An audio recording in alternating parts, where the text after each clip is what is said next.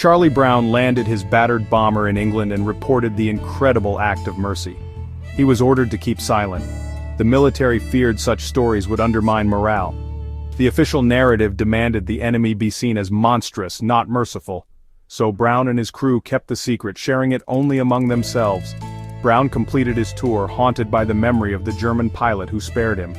He longed to know who the man was, and why he had shown mercy. Franz Stigler too kept silent, knowing he'd face a firing squad if his actions were discovered. He never claimed the victory, never received the Knight's Cross. After the war, Stigler struggled in defeated Germany, eventually moving to Canada to start anew. Yet, like Brown, he never forgot the encounter. Both men lived with the memory, wondering about the fate of the other.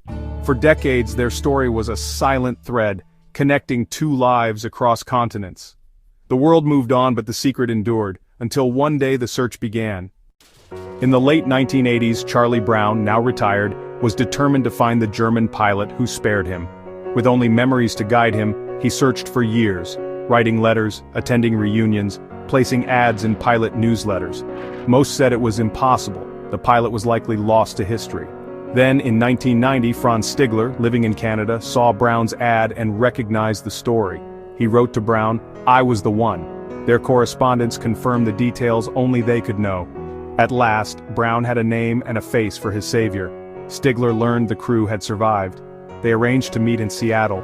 When they embraced, it was as if they'd known each other forever. The years of war and silence melted away. They became close friends, visiting often, sharing their story at schools and gatherings. Their friendship became a symbol of reconciliation and the enduring power of compassion. What began as a search for answers ended in a bond that lasted the rest of their lives. Two former enemies, united by a moment of mercy, became brothers. Their story inspired all who heard it.